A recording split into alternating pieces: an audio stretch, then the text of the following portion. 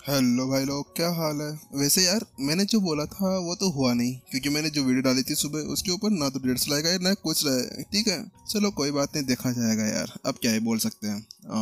अच्छा लगता हो तो क्या ही कर सकते हैं। चलो फिर बिना किसी देर के शुरू करते हैं हमारे एपिसोड को। वैसे भी हम इस पे न्यू स्टोरी स्टार्ट करने जा रहे हैं, क्योंकि जितना मेरे को पता है ना कि जो नंबर 0 जो हमारा तबाही का देवता विपिन है ना, उसकी शायद अब ये स्टोरी भी यहाँ पर खत्म होने जा रही है और जल्दी ये भी हो जाएगा। चलो कोई बात नहीं, पता भी नहीं चलेगा कब खत्म हुई। मैं उस दिन बोलूंगा भी नहीं कि वह खत्म हुई है नहीं हुई है। चलो फिर बिना किसी तरीके शुरू करते हैं।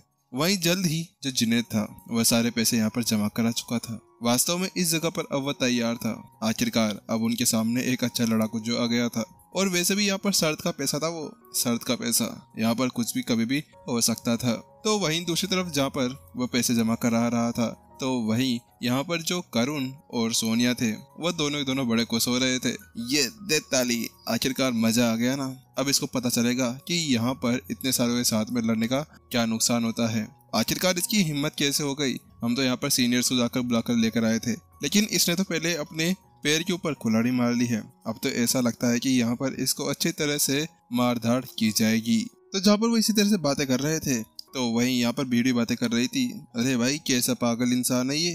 क्या इसको यहाँ पर समझ में नहीं आती कि इसके साथ में क्या हो रहा है। बेशरम बेवकूफ इंसान। आखिरकार इसको कम से कम ये तो समझना चाहिए ना कि यहाँ पर इतने सारे जनों के साथ में लड़ाई नहीं करनी चाहिए। तो वहीं दूसरा कहता है, अरे अरे लड़ने दो ना, वैसे हम यहाँ पर मजे भी आने वाले हैं। हालांकि इस लड़ाई के बाद में ना, ये यहाँ पर जो मैं लो प्रोफाइल हूँ, ये यहाँ पर बहुत ज्यादा फेमस होने वाला है। ऐसा लगता है कि अब पूरी एकेडमी के अंदर इस लड़ाई के बाद में ना, ये या तो इस तरह से फेमस होगा कि बहुत सारे जनों को लड़ाई के लिए चुनौती देने के बाद में इसकी हड्डियां टूट गई है, या फिर ये इस तरह से होगा कि सभी की हड्डियां इसने तोड़ दी है।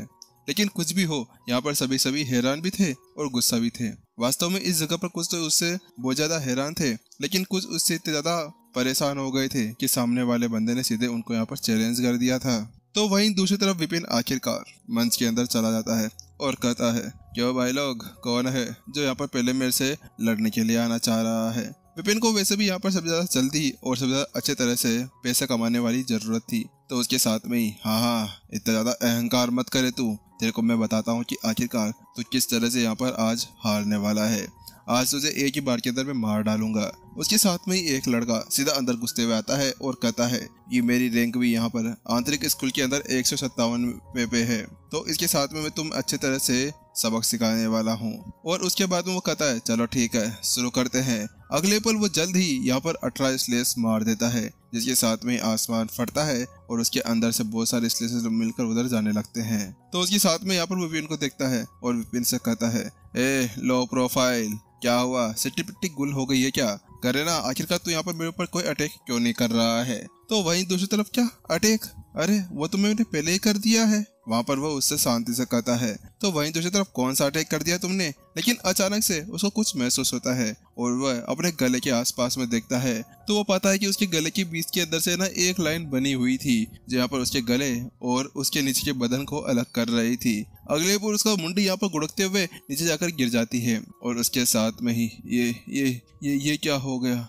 ये तुमने कैसे कर दिया। वहीं उस सामने वाले लड़ाकू को बिल्कुल ही पता नहीं चलता कि अभी अभी उसके सामने क्या हुआ था। हालांकि जिससे पहले कि यहाँ पर वो कुछ और कह पाता, उससे पहले यहाँ पर वह धीरे धीरे करते हुए गेम से बाहर निकलना शुरू कर देता है।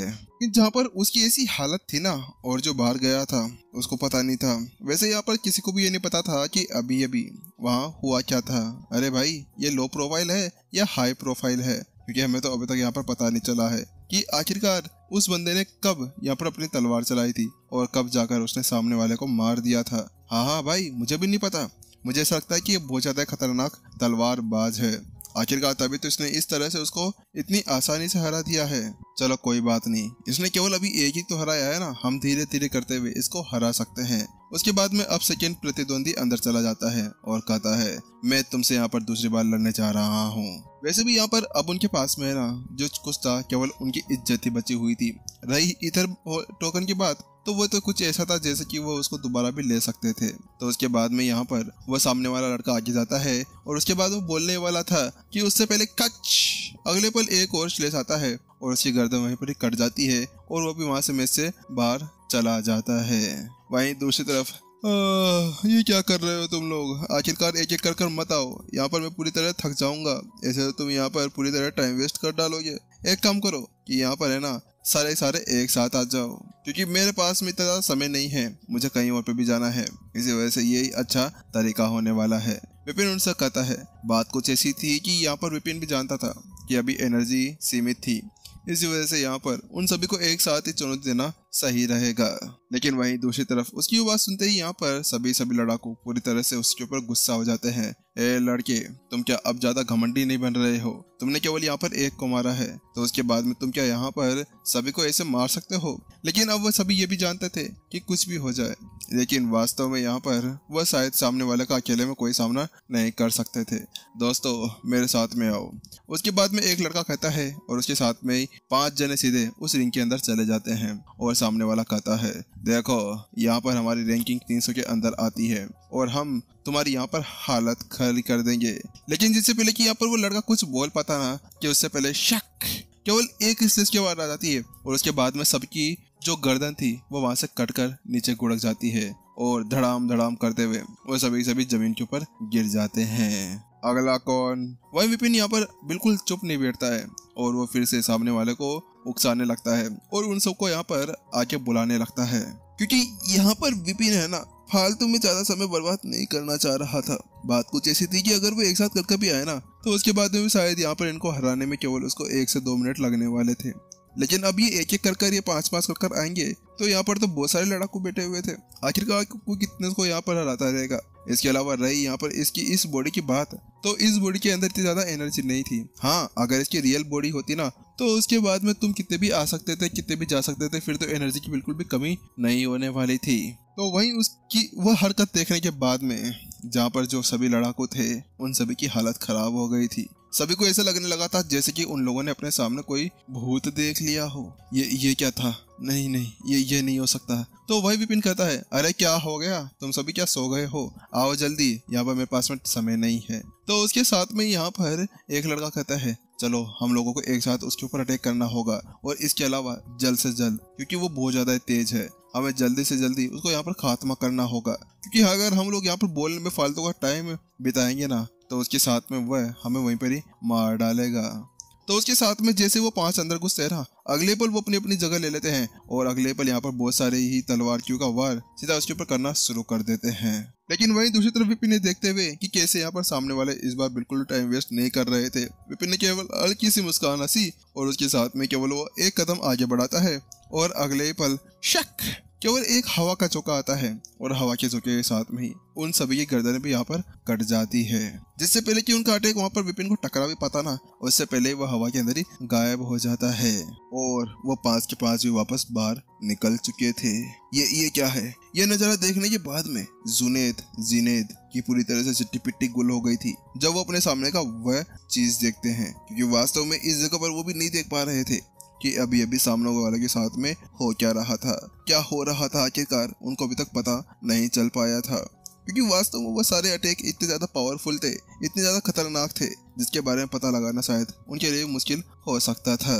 क्योंकि इस जगह पर है ना, वो पता नहीं कौन सा अटैक चल रहा था और कौन सा नहीं। क्योंकि यहाँ पर अगर ऐसे अटैक करने वाले हो ना, तो उसके बाद में सामने वाले के बारे में पता लगाना जरूरी हुआ करता था, जैसे कि वो कहाँ पर जा रहा है, कहाँ पर नहीं जा रहा है, कहाँ से अटैक करेगा, कहाँ से अटैक नहीं करेगा। उसके बाद में ही सामने वाला बंदा एक ही स्लेश के साथ उसको मार सकता था।